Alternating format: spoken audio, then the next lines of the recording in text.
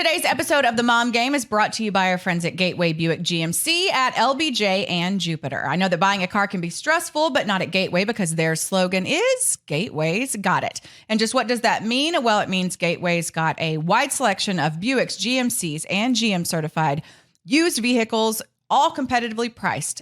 Gateway's got it.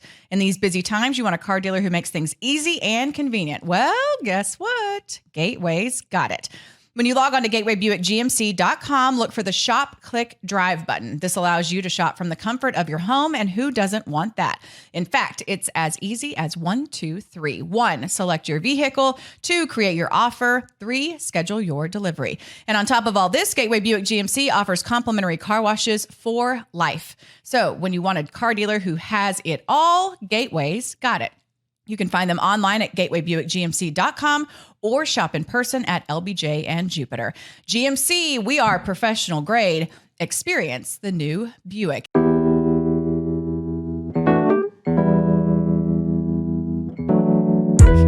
And welcome to episode 70-something. I think 77.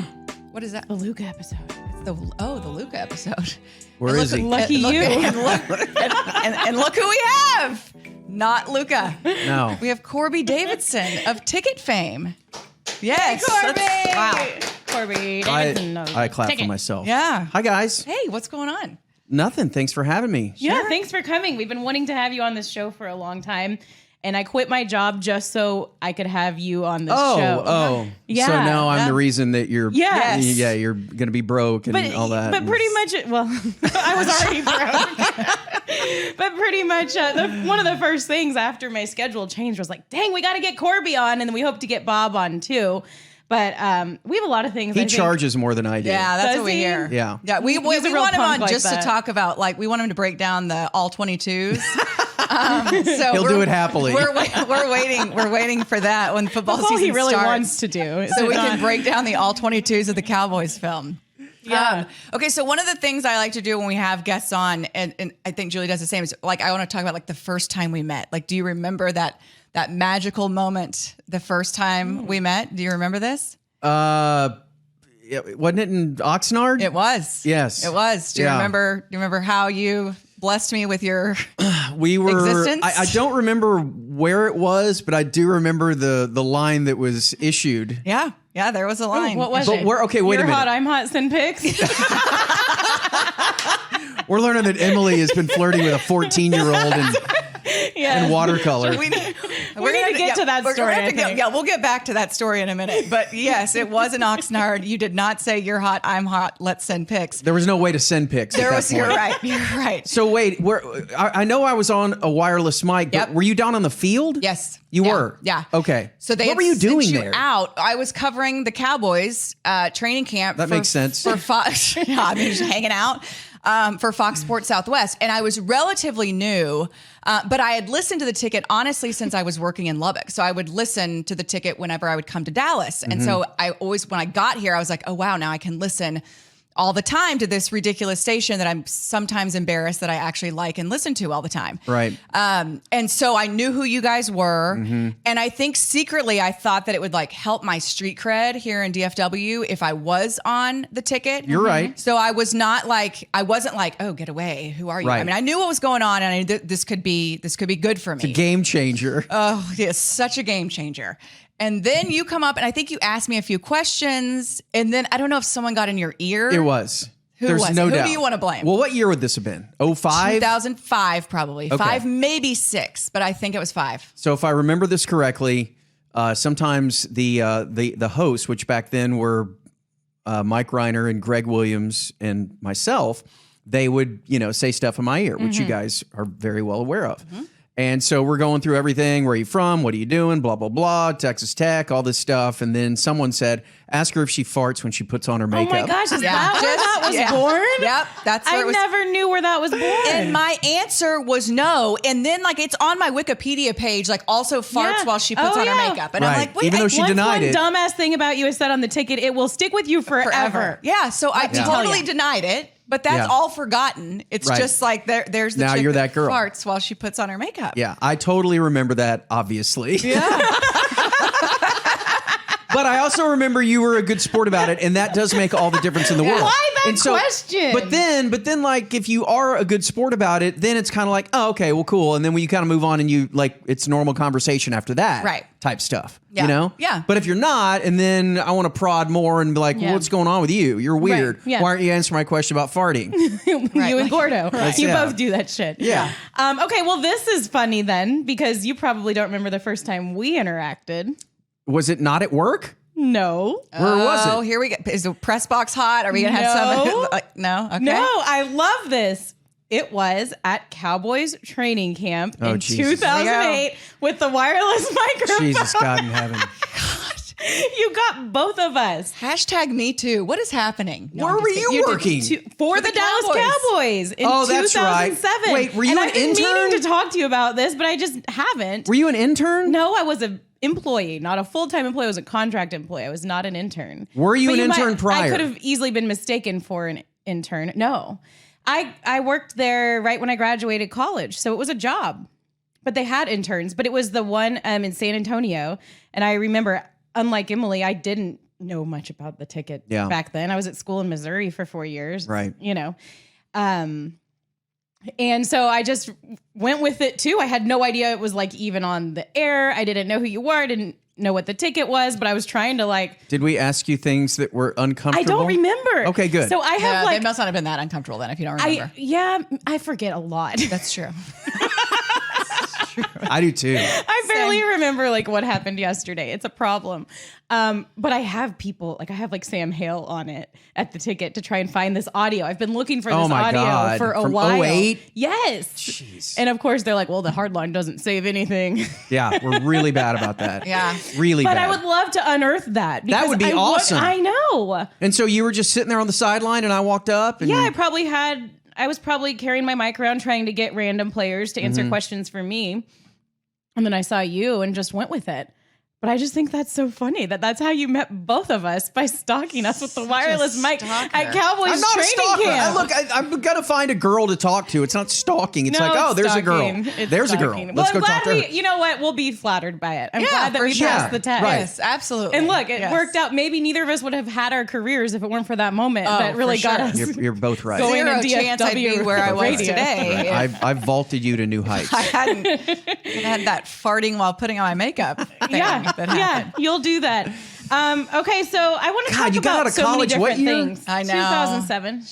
12. It's ridiculous. I'm not 12. I'm really actually old. This just means that you guys are even freaking older. I know. How I'm old are you? old. I'll be 52 next month. I will say you look really good for 52. Well, thank you. Like, I feel like you try to keep it hip, you know, a little bit. Like the hair, it's not Sure. all. Is it? Do you dye the hair? No, God, no. You try to keep it in.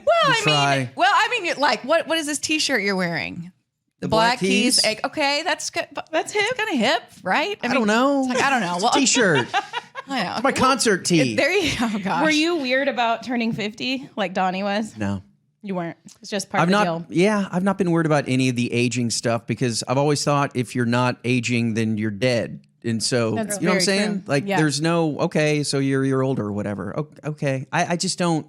I Yeah. mean, maybe somewhere in the back of my mind, I was like, "Whoa, 50, that's weird," but that may have lasted like 2 minutes. Yeah. you know. Yeah. It's just more of a celebration. Hey, you're 50. You Yeah. know?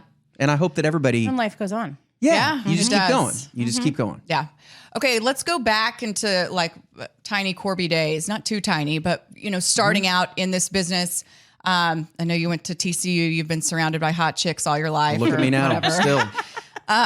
One of the first things I want to ask you about is how are you able to be this like ridiculous OU fan and you didn't go there, but you went to TCU? Like, walk me through this because Holy, my just going straight to for it. it. My sports brain has a hard time like Yeah. processing No, this. that's fine. Okay, let's go. So when my family's from Oklahoma.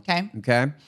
Both my parents went to school there. My dad played football at OU. Okay. So I grew up very, very hardcore. Okay. Okay. Like weird. Okay. Which I kind of still am. It's the one weird sports thing that I have. Well, they're really good, so it's an Yeah. easy team Yeah. to cling on Right. to. So my sister, 2 years older than me, she went to TCU to play soccer. Okay. And she stopped doing that after her first year because she was in a sorority and was having too much fun. And she was like, I don't want to play sports anymore. I want to do the whole college thing. So whatever. I was like, I never went and visited her, anything, nothing. And my senior year, which would have been her sophomore year, it was in October.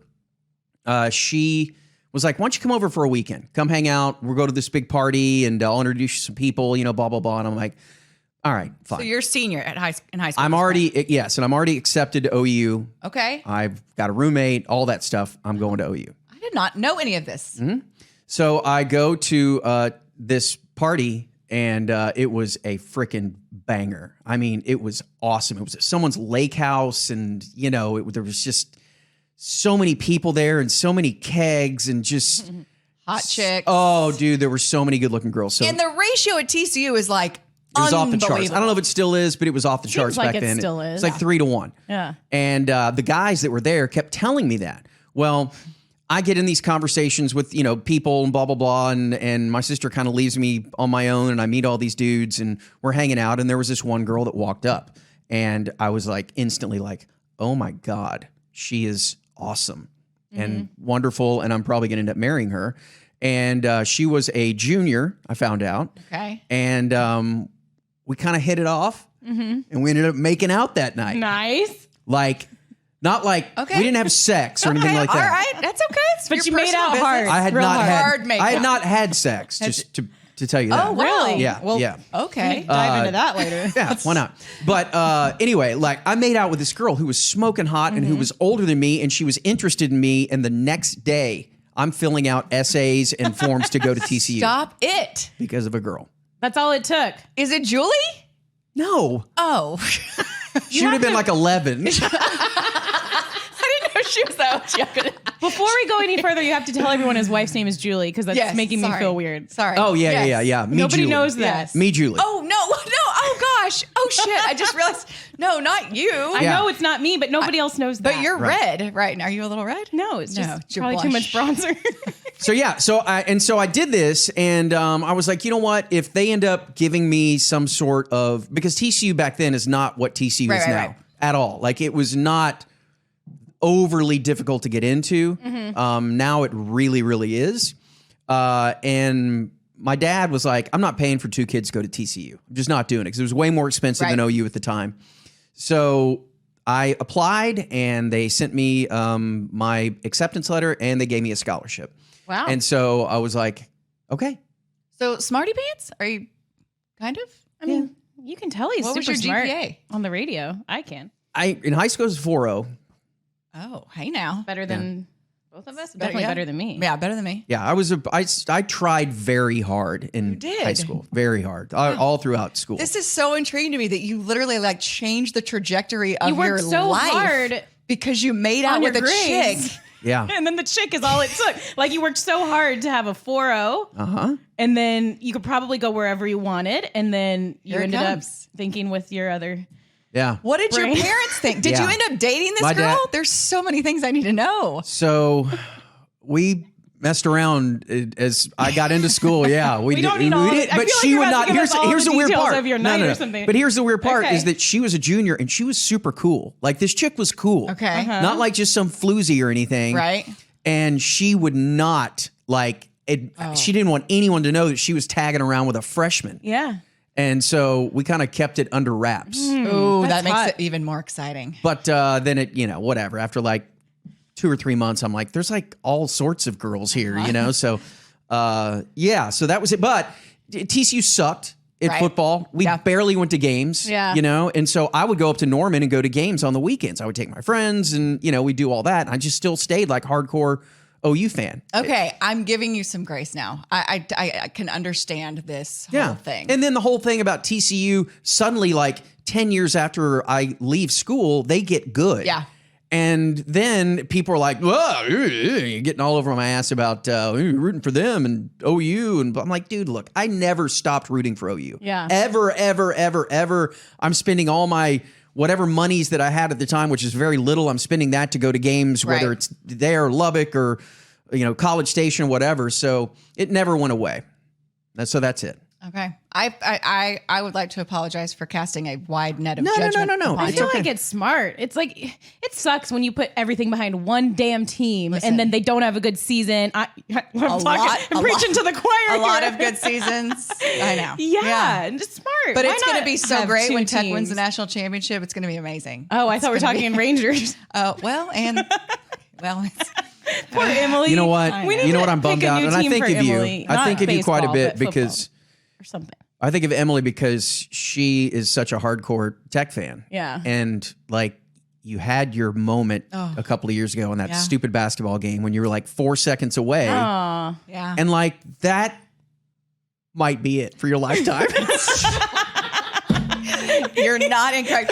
So funny. I had a bunch of guy friends in college, and we would do stuff like bet on games and all that stuff, and we would always have these conversations like over drinks, beverages about like, what would you do for a national championship? And like there was a point where I'd be like, okay, I don't need thumbs that much. Like I'll go thumbless. Let's do this. Let's do this, guy. Like we always have this, running thing of like, what would you do for a national championship? And it was always like, chopping off body parts Yes. and, all the things. Right. I was like, This- I'm in. this I'm still- still in. Take my thumbs. This still if goes Tech on. wins a national championship, you would take miss my them. thumbs. Like No, my I would. conversations I with could do Craig it. Miller and Chris Fitzpatrick, who who works for Fox, we have the same conversation. Still, at 50, we're having the same Why? Why conversation. But we y'all like have had that? so many fucking championships. I know. Stop being greedy. I know. So It's annoying. unbelievable. And it's hard for me to root against OU except when they're playing Tech because like half of my homies are on that coaching staff. Right. Lincoln Riley, Dennis Simmons, Bill Biedenbach, like all those Right, dudes. all those are guys, all yeah. my dudes. And so it's like,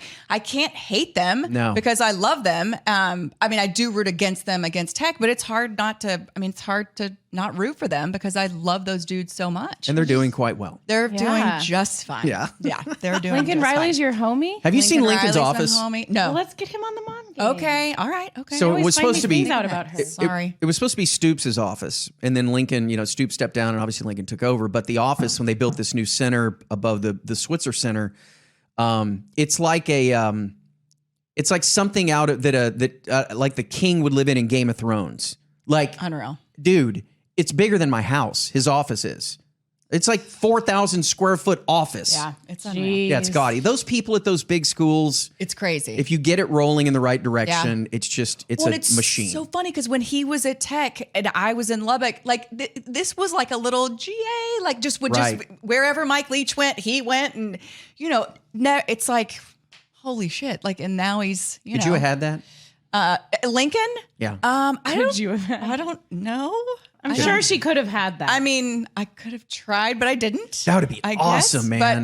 But no, I wouldn't. That No knock thought's on your never- husband. I'm just saying that'd be pretty kick-ass. yeah, it would have taken a lot of foresight, though, to see lot of him as foresight. a Oh, head coach. yeah. This is the Right? guy. This is the Yeah, guy. like- This is the one that's At going to that get to the point. promised land. Yeah, that was. I don't. I mean, and I loved Lincoln. I thought he was great, but I don't know that I saw. I didn't have that vision. Right, yeah. I didn't have that foresight. Why Yeah, wouldn't That's for sure. Yeah. Okay. So, how did the little radio dreams start? I know you worked for a long time there at the Ticket in various different roles.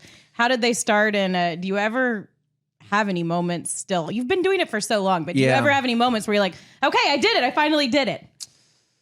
I think I'm past that, but I definitely I think about where it started quite a bit because it was not very glorious, and I had friends that were out of school at 23, 24 that had like houses and boats and Banker things. jobs. And I was literally Everybody gets making a like bank job. $5 an hour running the board overnights on the weekends at the radio station. So it was weird and it was very tough, and mentally it was a grind for the first couple of years. But I knew immediately that I wanted to be around that place and those people. And so there was never a doubt. And I mean, I shouldn't say there was never a doubt. I didn't care what I made.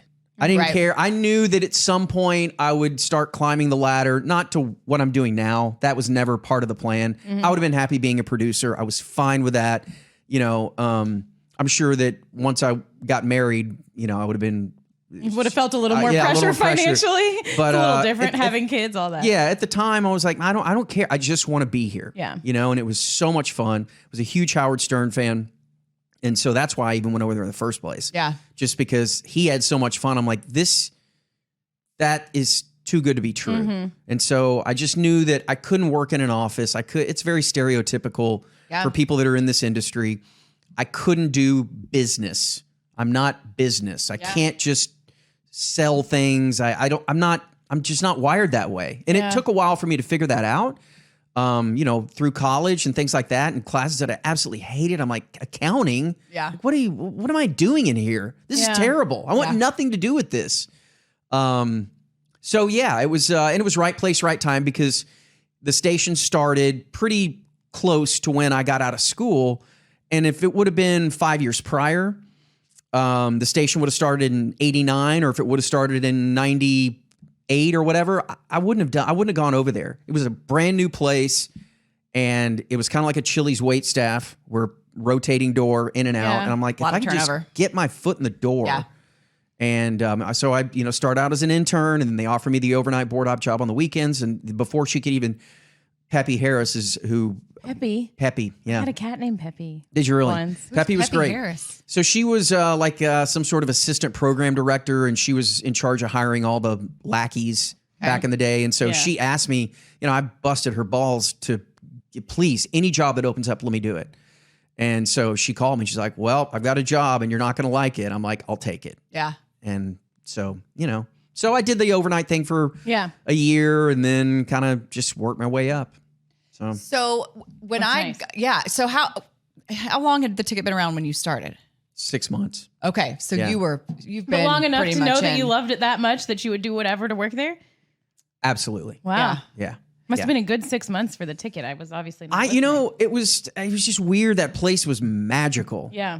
I think it still is. Oh, for sure. It still resonates, that vibe, and it's different than anything else. Yeah, I'm sure I'd take it for granted now, just going in there on a daily basis, but looking at it big picture and reflecting, it's a magical place. And I truly believe it's like going to end up being the last great terrestrial radio station that we have, like in the country, not in Dallas and Fort Worth or Texas. I mean, I honestly believe that it's a really, really unique place. Yeah, and you find yourself like thinking like, when people don't leave very often. I mean, obviously, and new personalities don't get introduced very often either. But you see it like the slow working in of like when they did it with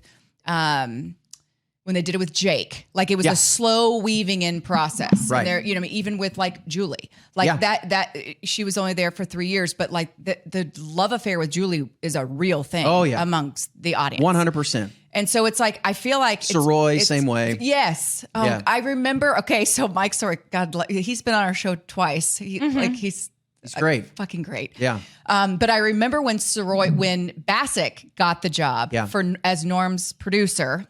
Wasn't it producer? I think. Yep.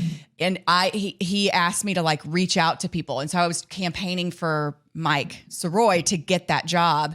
Not that I have anything against Bassick, but Soroy was just like, dude, can you help me out? I was like, I'll do anything I can. Know that. Yeah. It didn't work. He didn't get the job ultimately, but then things worked out to where he, slid in. And it's just that I feel like it's almost like a movie, or it's like character development. Like it is. You're developing these characters, and it's like kind of like to liken it to my Rangers job. I try to create these emotional connections with our fan base, with these players. And what's so hard right now for me in my job is the fact that we don't have anyone that anyone knows. Right. You know what I mean? No, it's a you weird probably spot. don't even know if there's people you need to develop. Right. And that's the thing. Like if the team was like, hey, this is the guy, there's so many build them up. Right. There's so many question marks right now to where it's like, anyway. It'll turn. Yes. It'll turn. But I just feel like with the ticket, there is just this like ingrained, because there's so little turnover. Yeah. And I knew early on, I'm like, I got to develop. I mean, my personality's the same. Like, it's not like it's some big act on the air or whatever. It's the same thing. And so it wasn't like I had to work on this thing that I had or whatever. It was just a matter of getting a chance and kind of, finding my niche and where I belonged and all that within the confines of the radio station. So I kind of learned early on, because I went over there because of sports, but I kind of learned early on that it was, I would be better off utilizing the non-sports angle first. Yeah. A lot of people can talk sports. Yeah, that would be better for me. And so that's kind of how I got my foot in the door. And, people, you recognize people that that are into it, that you want to hang around. And I got to be friends with Craig Miller really quickly, and so that helped out a lot. Chris Arnold helped me out a ton. He's such a good dude. Yeah, he is. He's a sweetheart, and so yeah, he's the one that was like, I want you to produce my show, and so that was like the first like big break thing. Yeah. Well, it worked out well for you timing wise in your life. Like that's my whole thing. It's like in retrospect, I would have done exactly what you did. I wouldn't have fucked around in TV for 10 years. Yeah. Because the time that I found the ticket, it was like, I can't do that, with a family and with kids and with where you actually have to help support your kids and your family if you're going to be away for that long. That was my whole thing. And it sucks, but I'm people like you, like, it's like, okay, this is perfect. Everything aligned perfectly and it worked out. And I think that's why it just gets so hard nowadays, or why it was hard for me personally. But I don't know. I just have to say that. And I love the medium. I love the medium of radio, but I didn't. It wasn't like something, because there's so many dudes that we work with now that were always radio nerds. Yeah, and they were like, I would sit in my bed at night and call games. Yeah, and dude. all that kind of stuff. Dan McDowell was that way. Right. Hardcore. Like really hardcore about it, which, you wouldn't think, but he was. And Craig was that way. George was that way. Mike Reiner was certainly that way. Obsessed with radio. I was never that guy. Yeah. But once Stern came along, I was like, oh, okay, that was like a bright beacon. Yeah. Like I was like, there is a way, and I was way into that style of comedy and just all of it. And so, but and I love the fact that you could just show up and look. And at the time, I had super long hair, and I was like, I'm not cutting my hair and be on TV or something stupid like that, This is Right. the fucking Yankees. Yeah, right. Come on, do whatever I want. So you just show up in radio and kind of look however you want. Yeah. And it's just all about your personality. Nobody's judging you by how you look. And I know you guys never get that as far as your appearance goes, do you? No one's. Especially Emily. Jesus, it's so exhausting. Right? It sucks. It sucks. Well, yeah. I mean, but I will say, like, it's made me, my skin is so thick now. Oh my God. It takes so much to rattle me at this point. Yeah. That, like, you've got to really go for the jugular if you're going to affect me. If you're going to catch me off guard. It is literally, it almost is impossible to get to me. Yeah. That's what I was going to say. M gets, like, a lot of females get it visually, right? Because they're looking at us, they're talking about our appearance. But it's not like you don't get it too, because of Twitter and because of these ways that people just feel like the second that you say something they don't agree with, or they think you're wrong, or that you mispronounced this. I mean, that was grinding away at me, and I didn't even talk that much on the air, but like, you didn't say that right, or blah, blah, blah. Like, what is... Yeah. Talk about getting your thick skin. How the heck do you handle that? Because it does F with you, or maybe not you. It did F with me a little bit. Yeah, of course. I mean, it takes years to develop buffalo skin, I mean, it's like, but once you realize that it's like, at this point especially, I'm like, whatever legacy I have, it's, unless I murder a family of 9, I'm pretty much, it's pretty much there. I'm not going to be doing this for, I'm on the backside of it. I'm not going to be, I've done it for 27 years. Wow. So I don't have 27 more. Yeah. Let's put it that way. And so I think that and I don't know when it was, it certainly was around the advent of Twitter, where you just saw people coming at you, and I got off of, that's the only thing I'm on is Twitter. Yeah. So I don't know what Facebook or anything else is like. Oh God. Yeah. Facebook is wow. It's a lot. Yeah. It's fuck a lot. that, man. I mean, fuck Facebook. I hear so much about it that I just can't. I mean, but if do it. you really want to get up to date on like COVID and the vaccine and masks and Afghanistan, presidential candidates, you go on there, dip your toes there. You might want to consider, like re-downloading the Facebook app, right? If you really want to stay up to date on those things. But I think that Twitter, once the people started coming at you hardcore, and I'd be like, oh, fuck off. How do I? Whatever. Like, who cares? And then after a while, I'm like, I really don't care. Now, someone may say something that I disagree with, not from like a political standpoint, but I'm like, well, that's not right. And I'll go back and forth a little bit. But the personal attacks, nothing. Like, you can't do block? It. I block. So I've just gotten and I get like joy out of it. I'm like, oh. Yeah. Ding, yeah. block. I've blocked weird Trump people for sure. What? There's weird Trump people? Right. Yeah. Not many though. Maybe like 3, I think. But it was like way over the top. I was like, why you keep showing up here? Like, I don't want They're anything talking to about do. eating fetuses, people eating Yeah, like yeah. umbilical cords or Oh something. my God. Yeah. It's a lot. What's It's a wrong lot. with the Yeah, world? you know, and I don't know. But now it's like Did we forget about that, by the way? Like all the eating fetuses. I haven't heard about it for a It's while. been a while. they're gone. We've eaten them all. Okay. Just checking. Clean plate. Finally, we've cleaned the plate. But yeah, I don't care. I really don't care. And you know, you guys are successful in what you do. You know, we all have reached a certain level where I think we're relatively comfortable in our own skin when it comes to our profession and what we're good at. And so at this point, especially at the age of 50, almost 52 now, I just don't fucking care. Yeah. I really don't. Such a great feeling. It is. Isn't It's it? wonderful. It's almost So like liberating. It's almost like my grandpa, who at some point, I don't know when, started wearing overalls every day or coveralls, Awesome. whatever that was. And, Amazing. And I asked him, I was like, when did you? I was little. I'm like, why do you wear the same shit every day? At the same thing, little onesie, like zipped up, you know, So awesome. and short sleeves. And he was like, because I can. Yeah. And he didn't care about anything, you know. I'm like, that's awesome. I want that. Yeah. So that's the Zen Nirvana spot, I think, is, and that's the equivalent of where I think I am at work is I can wear overalls every day. You can. Yeah. The only person that's going to give you shit is Emily, and and you don't see her. And you don't give a shit about what I think anyway, nor Yeah. should you. Yeah. You don't see her every day. One more thing on the fetus thing. Oh, sure. Right, just because Can't get enough. What you So got? like last summer, I was having a conversation with a good friend of mine, and she's like a very intelligent human, and we're having this conversation, and I love to be challenged. Like I want to hear. I don't know shit about politics. I don't know Right. shit about what's going on. Like Right. I watch sports Yeah. and like the Real Housewives. Like I don't even turn Right. the news on. I don't know shit yeah. about what's going on. So she's telling me all these things, and I'm like, okay, well, you bring up a good point. I've heard this on the other side, and blah blah blah. And then we got to the eating of the fetuses, and I was like, okay. I'm at everything all this credibility you just built up is now completely torn to the ground Brought up the fetus. because we're talking about You lost me at fetus. like the former first lady eating an Oh my 11-year-old. goodness gracious. No, it wasn't even a fetus. It was 11-year-old something. Like I don't fucking know. Don't look at me. I don't know. It was something that was so crazy. I was like, oh wow. Yeah. So People are nuts. people are nuts. Yeah, people They are nuts. are I think nuts. everyone's just bored. Safe to come up with these Yeah, things. really? I don't know. Can you imagine being that consumed though with first off, politics is just such an awful place. It's a space in society that is terrible. And how many years it would take off your life if you were that consumed by No. every day, all day. And there are people like that, whether it's Fox News or CNN or whatever it is, or OAN or whatever the fuck you're watching now.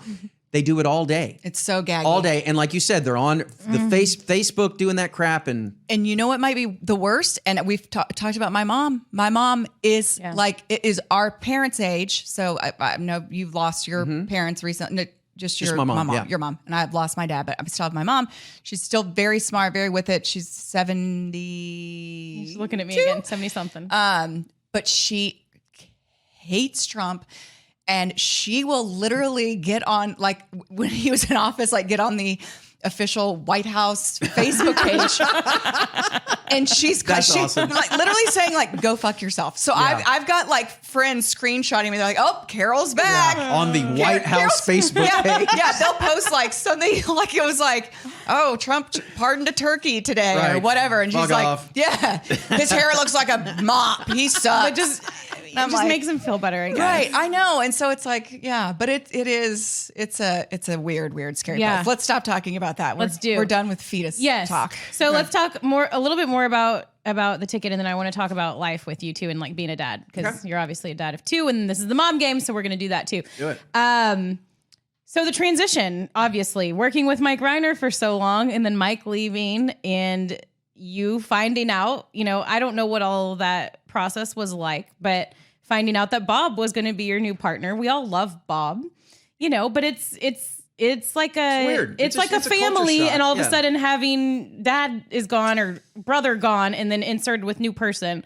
How has that gone for you? Like really? And do you feel like It's been seamless. I mean, Yeah. I think it's been as seamless as it could possibly be. Let me put it that way. I mean, it's obviously there were times early on that it was awkward, and we had about 1 month before the pandemic hit and they ripped the cord from sports. And so that I think looking back at it, first off, that time from like February until my mom passed away in late April, early May was actually it was well before that. But if you want to include like the Bob thing, and I, like the first day that I sat down with Bob and I'm like, look, I got to let you know this right now. I am in hell right now with my parents. My mom was doing horrible. And so I was back and forth from Arlington. She was in the hospital constantly. I was trying to get him to move to Dallas. You know, they both needed to be in assisted living like yesterday. Right. We tried, my sister and I. That's on you guys. Yeah, that's on kids. That's hard. And so my sister and I, she's in Denver, and we tried to get him to move in October. They wouldn't do it. And then my mom progressively got worse. And so by the time the Bob thing hit, to be honest with you, I had so much shit going on. Yeah. That, and he knew it, and he was great. That it was almost like the show was secondary, which sounds really weird because we had to put a lot of effort into especially the first few months. But it was just like, I mean, I wouldn't be there for meetings. I'm at the hospital. I'm at assisted living. I am all over the place doing crap, you know, for my mom and dad. My dad, one time my mom was in the hospital and my dad was there with her, and he had this nasty infection that the doctor saw while he's sitting there with my mom and checked him in to like a different wing. And he's like, calls me. He's like, I'm in the hospital. I'm like, yeah, I know. You're with mom. No, I had to check in. I'm like, Jesus Christ in heaven, what is happening right now? Right.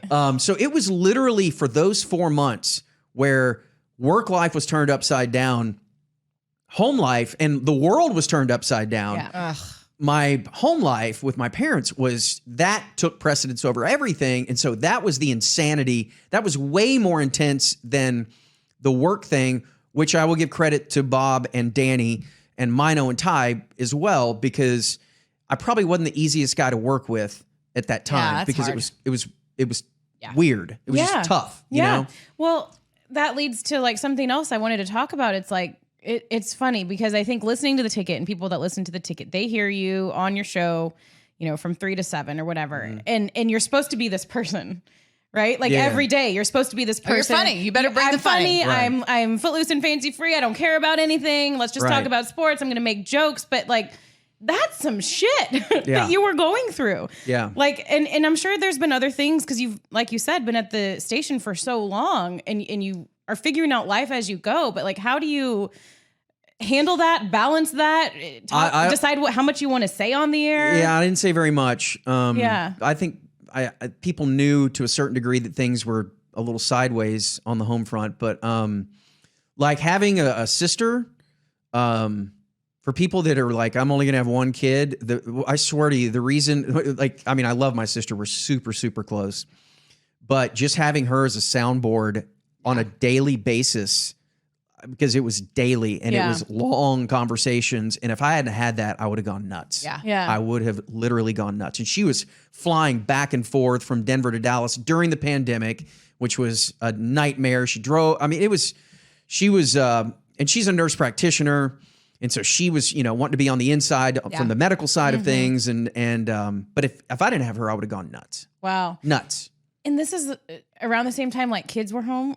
Your kids were home for a while, or are they still? Oh yeah. Not now. Let's talk about Corby the dad. Yeah. What's Corby the dad like? like? To juggle, man. Life is hard. It is hard.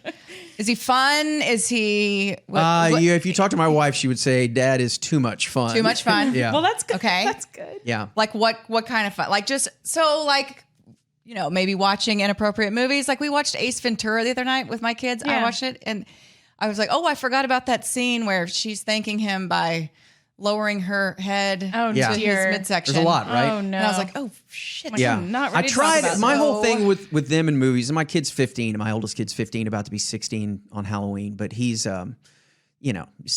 So Yeah. at that point, You're- it's like whatever. yeah. Yes. You know, you're all good. You're ready. And my youngest one is 12, going on 37. So. He's always trying to keep up with the older brother. And so, I mean, I was not the best dad when it came to what they could watch or couldn't watch. I tried to keep sex out of it. Yeah. Like, don't watch the movies that have some sort of sex. But as far as like anything else, out cussing, I mean, like I'm bad. And Julie is too. My Julie is too. And I grew up in a family where my parents didn't do that. And if my dad said a cuss word, it's like, oh my God. Yeah. And to be honest with you, and I know and I'm not saying that this is the right answer. I just really never cared. I was around other kids whose dads would cuss regularly. I'm like, it's not like it's bothering me Right. or anything like that. Yeah. And so I tried when they were little, like, okay, I'm going to really try hard. Yeah. And I was super try hard, not cuss dad. And there was the jar of money that you'd put in if you cussed, like $1 or whatever. And they're like, Yeah. put $1 in there. And after all, I'm like, I don't care any. I can't do this. And I feel like it's like contextual too. Like, it's not like I'm calling my kids fucking idiots. Like, Right. but if I, slam my finger in the door or something and I say shit, it's like, it's okay. Right. It's, Yes. at this point, Right. mine are 8 and 10 and there's going to be people who'll come after me for that, but whatever. I'm not like, I think Michael Young and I had this conversation. Like he was talking about like kids and school and cussing. And they're like, okay, let's talk through this. Like, what was the context that he said this cuss word in or whatever? And if you're using it in a not a hateful context or whatever, I just think, like if I you don't stub know. your toe, My like dad, everyone gets I mean, that. like my dad. People are always like, oh, well, you cuss like you do because you've been in a clubhouse for the last 17 years. Yeah. I'm like, no, it's because I was raised by my dad and he Right. cussed like a fucking sailor. And Right. That's what we do. Yeah. But anyway, yeah. So, it doesn't bother me. And my kids don't seem any worse for their wear, but they're good kids. I love it. I've never had like this, moment where I'm like, God, you have your moments, of course, where it sucks, but I'm like, I wish I wouldn't have done this. I wish I Yeah. would have had the kids type thing, Oh, yeah. Well, I know what you're saying. There's some people that they just are like, this sucks so much. Yeah. I Now, Joy isn't I do have worth the it. and they're aware of the countdown clock when it comes to they're off to college. Yeah. They're certainly aware of that. And when they're like, that's when to call yeah, countdown. It's a different kind of countdown clock, huh? It really is. It really is. And I'm like, look, this is going to be awesome when you're not around anymore. I love you to death, but I'm counting the days. It's going to be amazing. Okay, before I want to ask you about your wife, but before we do that, we want to talk about a quick pause. Not a pause. We're going to keep going and talk about a couple of Yes. relatively new Pause for sponsors him. too. Aw. Yes, yeah. So chug your water, do whatever you want to do. Okay. Okay, so the first one we want to talk about is Next Step Recruiting, which places direct hire, contract, and contract to hire candidates in various industries, including IT, finance and accounting, human resources, and administrative. So, Corby, if the radio thing doesn't work out for you, just hit up Next Step Recruiting. They'll take care of you. 3 offices, Dallas, Fort Worth, and Austin, supporting over 250 small to Fortune 100 companies across the United States. And the reason we have partnered with Next Step Recruiting is because of our relationship with the people at Next Step. And one of those is Nikki Koyman, who is one of my favorite people. She is a year-over-year multi-million-dollar producer that is a mom to 3, wife and co-owner, as well as vice president of Next Step Recruiting. She is a total, complete badass. So I love her. I love the Koyman family. Also Greg Dedman over there. They've been so supportive of not only the mom game, they're supportive of the Do It for Dirt Foundation. They sponsor the golf tournament every year. They were going to mix the love around and highlight a different charity every year. They fell in love with the Do It for Dirt Foundation, and we're so grateful for their support. They've raised over $100,000 for the foundation over the last couple of years with the charity golf tournament. So Nice. if you are in the market for they're focused on now, so many people, especially women, want to stay home and work. They want to have that flexibility. They are all over it. They are offering so many job opportunities that allow you that flexibility to continue to honor your home duties and also at the same time make money, work and do what you need to do, make some money. Yeah. And just like the last time we talked about this, I forgot the fucking website. And so while you're talking about Globe Life and their opportunities, NSRUSA.com, I believe. no, you're right. You're right. Yeah. You're right.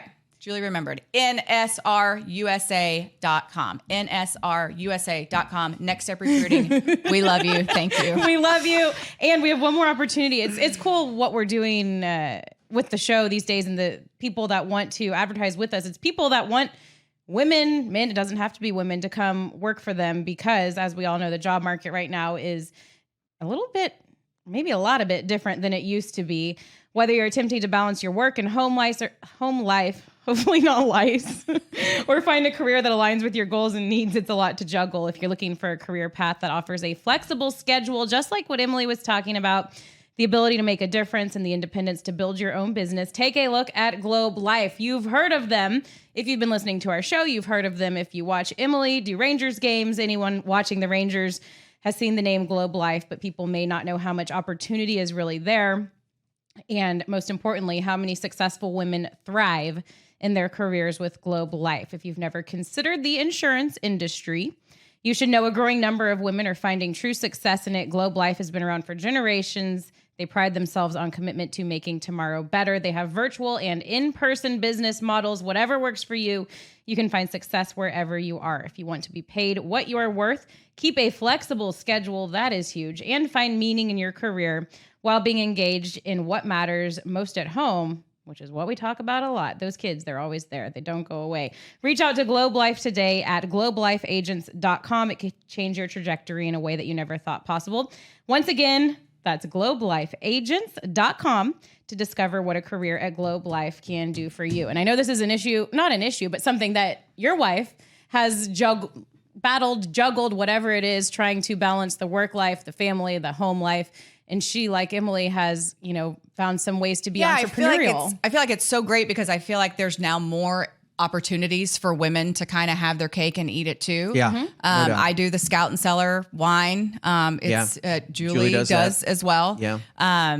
She's on my team, so to speak. That's awesome. She doesn't drink enough, in my opinion. I'm just saying. She doesn't buy enough wine.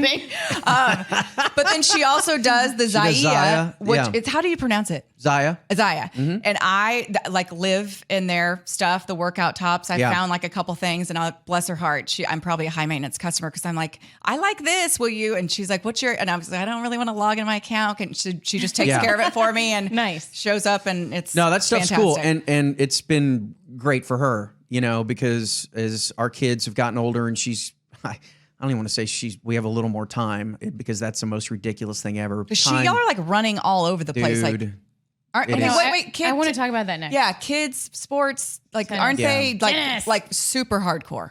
They're big time tennis players. Yeah. Okay. Yeah.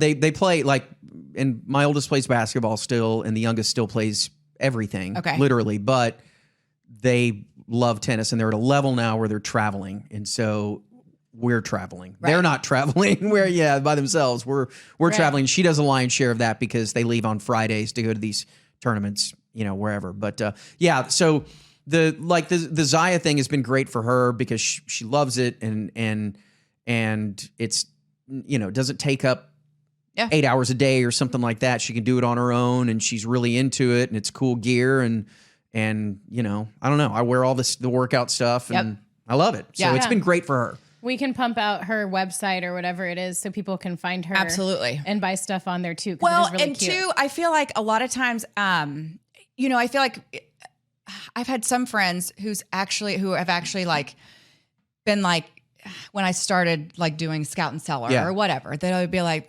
oh, like almost like felt sorry. Like, and I'm like, what? Like, oh, you have to work. Yeah. Or like same way with my Rangers. And I'm like, no, I don't have to do it. Right. Right. It's just something, and it's fun. It's cool. And yeah. So why, but I also too know a lot, and it seems insane to me, but I've seen it with my own eyes, is there are certain men who don't want that. They don't want they want to be, you know what I mean? That's weird. Don't you think? That's super weird. Wannabe breadwinner guy. Well, it's the wannabe breadwinner guy. It's the, I want you to be at, you need to be available. You need to be available to me. Dan, you need to be in charge. It's like, Dan, stay home, clean my house. So true. So true. Yeah, I don't get that. But I think too, if you marry someone like that, you knew going in that this was kind of. Well, I mean, she worked up until it's so funny because we had this plan, and the plan, which didn't actually come to fruition, was, she was working for this advertising company, and I was like, why don't you? She got pregnant with me, and so. Like with you? Yeah, well, whatever. By you? me, I don't know. Okay. But the plan was like, all right, you work like 4 years. We'll sock all that money away. Oh, sock it. Yeah, sock all that money away, and then we'll have like their education fund paid for and all that, and then and then you don't have to, and then they're going to go to school, and you can whatever. That was the plan. And like when she was 8 months pregnant, she got in an argument with her boss and was like, I'm out of here. Call me. I'm like, but the plan. We have the plan. This is the plan. Right. What are we doing here? Dude, getting in an argument with your boss sucks. I've been there. Yeah. Just freaking bailed. But yeah, it's not worth it. I can't imagine. I'm so glad that it worked out the way that it did, you know? How'd you guys meet? So that's random. She was at Tech and Guns up. had guns up. Wreck 'em. And We know. had just graduated. And I guess in the summer, she was working for this little record label, which was perfect for her, in Dallas. And I'm drawing a blank on the name of the record label. But anyway, she worked for this label and they listened to The Ticket, like religiously while in the office or whatever. So at the time, this was in like 98. And so I was doing Chris Arnold's show. I was working 10 to noon. And the guy who was on after her was, so maybe it was earlier than that. Maybe 97 was Rocco. You weren't around. Oh, then. yeah. Yeah. So there was a guy named Rocco that used to do the noon to 3 show. And he wanted to have some sort of girl roundtable. Okay. Yeah. Girl round table. Let's just talk about being a girl. Right. That's pretty our much it. content. Yeah. Let's get a girl up there. Boobs and a vagina. Right. That line. Come on up. So What's that her line? boss called him. I don't know. Maybe it was Rick Arnett was a producer back then and was like, I have a girl that would love to do this. Okay. And so he How funny. sent her up there. So I'm leaving work. She walks in and I look at her. Well, at the time I was living right by SMU. And I was basically acting like I was an SMU student. I'd met all these people that went to Yeah. SMU. I was going to their fraternity parties and not? stuff. Just extending the Peter Pan life as long as I could, you know? Doing like intramural sports with them. Well, there was this one girl who we always hung out with. And that girl was Julie, but it wasn't. So she walked in and I was like, I go, hey, what are you doing here? And she looked at me like, what? I don't know you. I'm like, what? We hang out. We're like good friends. What's going on? remember? Yeah, It's like kickball, her. bro. Let's go. So it wasn't her. It was her freaking twin, and I'm not even joking. Okay. Or So you were just hammered every time you hung out with that other girl. and you no, thought, no, it was her. It was 100% No, I don't think it was her. her. There's no one that looks identical to each other. So anyway, we talked and we kind of laughed about that or whatever, and got a phone number and Made out. and made out and introduced my TCU girlfriend and all. No, and so that's how we met. Well, so fast forward 15 years later, and I'm picking my kid up from soccer camp at SMU. He's And like 7 years old. The girl was there to pick up her kid. The And intramurals girl. I go, oh my God. And I called Julie. I'm like, you have to come up here to the soccer center right now. Right now. You have to come right now. Stop it. Yeah. Did she come? Oh, yeah. Yeah. Did you take a picture? No. Did you say anything to the girl? Oh, I go, yeah. I told her the Yeah. whole story. She's like, oh my God, how funny is that? Did she remember hanging out? Yes. I mean, when Yeah. I saw her, she was like, Corby. I was like, holy shit, you're kidding me. How funny. Yes. So wait, Weird. Until that point, you weren't convinced that it wasn't No, the same girl? she lied to me. Julie thought I was lying to her, that I was trying to pick her up. Oh. Like, hey, what's up? How's it going? I know Gotcha. you. Yeah. Intramurals, remember? Yeah. Like, So what she a weird thought that pickup it was line, too. total Yeah, like, bullshit for pretend all like those you've met her years. and partied. That's hilarious. Until I finally proved So that it you wasn't. met her, and you met her also because all of that, but also because she was coming to be the girl on the girl round table at the ticket. Yeah. Yeah. Wow, That's life's awesome. so fucking awesome sometimes. Isn't it cool? Yeah. And she doesn't really I mean, she's not into you being Corby on the radio. She which is, No. it's got to be so perfect, right? Like, wouldn't you, like, I dated guys whenever that were like super cool, like obsessed with me being on TV. And Yeah. Mike's like, what are you still It's like, working it's with just Right, strangers? right. I Like, didn't know what- you were yeah. working. I know, you it's still like, working? right. Yeah. It's like, what's, Yeah, she doesn't What's the care. shelf life of my this kids, gig? my kids don't care. They don't. It's just nothing like that. Sometimes when we're out to eat and someone comes up and says Yeah. something, and she'll roll her eyes or whatever, and the kids will be like, "This is so stupid, So This is dumb. You're so lame." I know. That's There's all these people that like your but lame Hattie too, now, 'cause they Hattie like you. is 8 now, and she like thinks it's the coolest thing ever. So somebody would like come up and ask for a picture, and she'd be like, "Famous," and I'm like, "Oh, no." Well, Hattie wants to be famous. Oh, she's trying to ride your coattails as much as she really can. wants to be She'll famous. get there. So be thankful that and I think this is a stage. Like I think that it's a very small window, and then I think that they're going to think that I'm the lamest person ever. But yeah, so that's good that your kids don't really give a shit. They don't care at all. Yeah. So quickly talk about the tennis thing. I'm very interested in this because the did sports. you have to do like switch to homeschool, something of the sort? Last year during the COVID year, Okay. we homeschooled our oldest. Okay. And that was more COVID, but It was more COVID, not because he was like trying to be a professional. Yeah, he's not trying to player. be a professional tennis player, but he's really good. They're both really, really talented kids. They're, and I don't, Because you probably introduced them to it. She did. She did. She did. I didn't play. I never played until I was 40. So Okay. yeah, I like picked it up because the kids were playing. I'm like, fuck, I better learn how to play this so I can go out and hang with them. They caught on early. So like, yeah, the oldest picked it up at like 6 or something like that, or and so the youngest one literally was carrying a racket around when he was 2, just trying to keep up with his brother. And but they love it, and it's been an awesome sport for them, just as far as meeting different people from all different cultures and backgrounds, and and I wouldn't trade it for anything. I've talked to you about this, Julie, is that I tennis is a great sport. Yeah. It's a lifetime sport. Yeah. It's that and golf. Because let's face it, you reach a certain age, you're not playing football anymore or body's basketball. decrepit. Yeah. And really that ends at 18 for 99% of people. Yeah. You're done. It's over. And so to have something that you'll do forever like that, and they may play in college. They may, I don't know. I don't really care. But I do know that it's something that they will play forever. So that's cool. And it's something I feel like any kind of sport, like it keeps them accountable on the academic side. Like all of it goes hand in hand. 100%. Yeah. It keeps them out of trouble.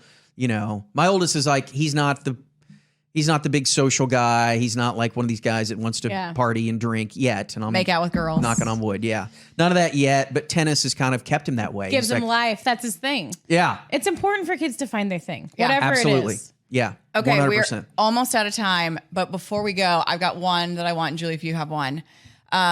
When you look back on this radio career, which is what, like 35 years at this point? Holy Right. shit. Yeah.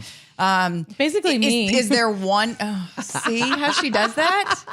And she tries to pretend like she's, what do you mean? I'm not even just that sneaks young. it in. Yeah. And then I'm old. she's I'm old. like, You guys are just way older. Yeah, I'm your radio career. Is there, walking? is there like one moment Why that did you just that- flick me off? because Yeah. you're bragging about You're how too young, young. you I'm are. not You're going too to young. recover from that for a while. You will. Yeah, right. You're fine. No. Is there one moment that you view as like a turning point or something that you're most proud of, or like your funniest bit, or whatever that you thought, kind of like I were you the belong? When funniest? was your welcome to the big leagues moment? What was your? Okay, so I had to, whenever I started working with the Hardline, which was in 99, and they hired me to do like funny stuff and bits and things like that. And it was a huge, that was like when I had the talk with, because I was working with Bob and Dan at the time. Chris Arnold left. I was doing 5 hours with Bob and Dan. We did 10 to 3. Jeez, I didn't even know they used to do that. I was, well, yeah. It wasn't for that long. You three did 10 to 3? Wow. For a very short time, like 3 months or something like that. Okay. Yeah. And then our boss at the time, Bruce Gilbert, called me in and he goes, "Hey, would you ever want to work with the Hardline?" And I was like, "No." I like what I'm doing now. And I wanna be like 10 these to guys. 3 Everything's super fresh. We were, young and I super know. energetic. You get excited and, about a new show. And you wanna, like, We were all into it. All three of us were way into it. And he was like, "I didn't expect that because that really wasn't a question. You're going to work with the Hardline." I was like, "Oh shit."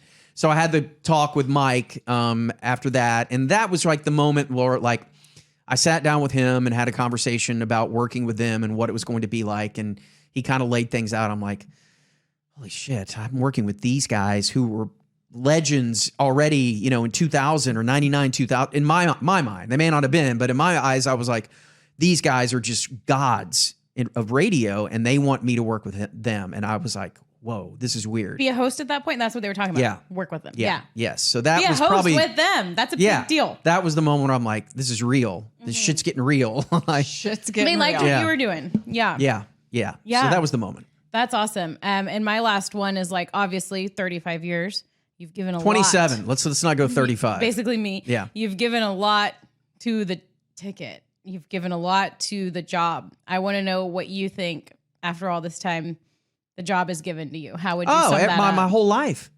I mean, I met my wife there, you know, like I'm sure I would have ended up with some slag heap at some point, but Slag heap. We need to write that down. I like that one. Slag heap. Yeah, I'm gonna work that into a I radio need more broadcast. things like this for my lexicon. But everything, and that's, you know, with the Reiner angle, like the amount, him just taking a chance and creating that radio station, the opportunity that he gave people. Did I say opportunity that he gave people like me just to have a career? Period. I'm sure I would have figured out something, but not this. And you know, there are now going to be generations of people that have been able to work at this radio station and in this industry because of what he decided to start, you know? And so Yeah. that to me is his biggest legacy. And for me, it's given me everything, everything. And I don't want to be defined by that, you know, but I know I am. You know, I mean, I'm way more than that, and I don't think about work 24/7. That's just a few hours of your day, but you're this other person the rest of the time. Right, I've got a million more interests than just going in there and yucking it up for 4 hours. But I know what it's given me. It's given me everything, so I don't take that for granted. That's Awesome. really cool. Yeah. Speaking of yucking it up for 4 hours. He's got to I go have to go to yuck work. it up. Yeah. Gotta work. Okay, we end every episode with a song? a salute Yeah, to the what do you want to sing? to I the don't know. slag heap. With Black Keys. Yeah, what did you say? By the way, you guys got me on today. You don't even know what happened today, do you? No. There's a major death. Charlie Oh. Watts, the drummer for the Rolling Stones, died like 2 hours ago. Oh, no. And And you I fought fucking through it. crushed. I'm gonna need a minute. You shut up over there. You're making fun of me. I'm crushed. I'm sorry. My first concert, I'm taking not my first concert, but my kid who's 12. It's gonna be his first concert. It's the Stones I'm in sorry early he's November. not going to be there. Well, he had Charlie already bowed Waters. out of it. Charlie Watts, Charlie Waters, he's alive. Oh. But he announced that he was not going to make the tour, and now we found out why he's not going to make the tour, because he was dying. I'm sorry. I Is know. Mick Jagger Made still me laugh alive? about Yes, this he's whole still thing. alive. What the Okay. fuck kind of question is that? I went and saw his last the concert at somewhere, and I was like, "Oh, he looks close to the end." Guys are dicks.